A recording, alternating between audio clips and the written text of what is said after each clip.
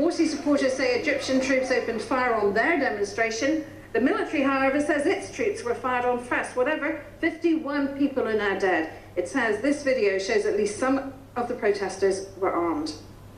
So let's delve deeper into this crisis that Egypt is facing. Ashraf Khalil joins us now via Skype from Cairo. He's a contributor to both Time magazine and Foreign Affairs. He's also the author of Liberation Square: Inside the Egyptian Revolution and the Rebirth of a Nation.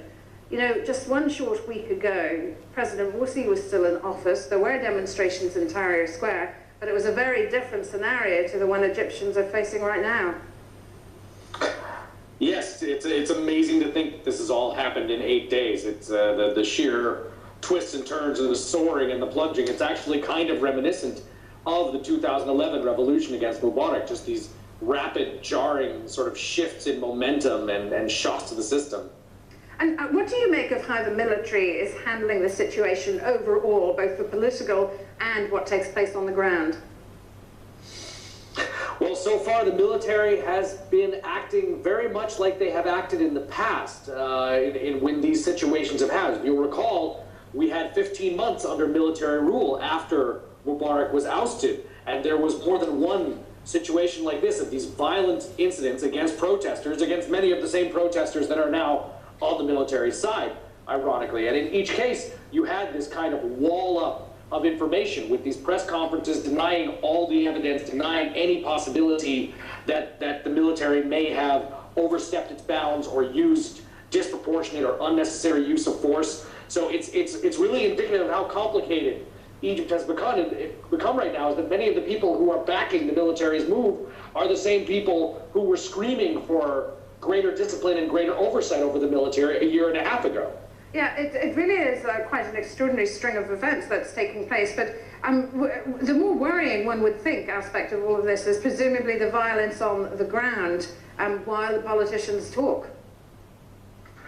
Absolutely. There's two very, very ominous ways this can affect things. One, the effect this is going to have on the Muslim Brotherhood. This is already an organization that 4 or 5 days ago was talking about how this is going to drive some of us into radical desperation, into violence is the implication. And this is just one more thing that could further push them away from the Egyptian mainstream political scene, for lack of a better word, push them further away from the rest of the country and drive them into a more radical position. The other way this could affect things is, keep in mind, this transitional coalition government is still barely formed.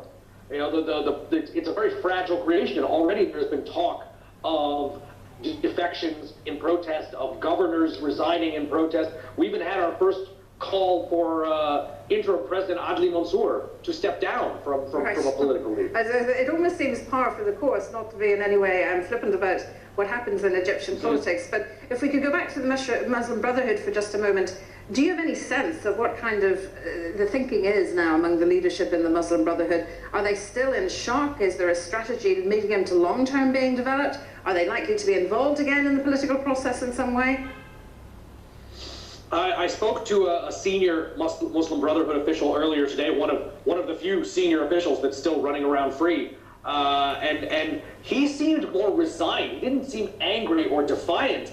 He just seemed like, yeah, he said, this is going to be endless. We're just going to keep doing this. We're dragging backward to square one. He didn't see any way out of this. I asked him if there was a way out of this scenario that doesn't, for the Brotherhood. Is there anything acceptable to the Brotherhood that doesn't involve President Morsi, or Morsi resuming the presidency? And he said, no, he must, that is the red line. He must resume the presidency. But there was a really interesting, the way he phrased it was basically saying he has to return to the presidency, but after that, everything is on the table for discussion, which seemed to me opening the door to maybe he doesn't have to finish out his term, but he has to come back to the office. And then we could talk about early elections or something like that. But it starts with his return, and that's a red line for everybody else. Yes, exactly. A final question. While this interim government is being formed and people are bickering about its composition, what is the prospect that elections could be held sooner rather than later?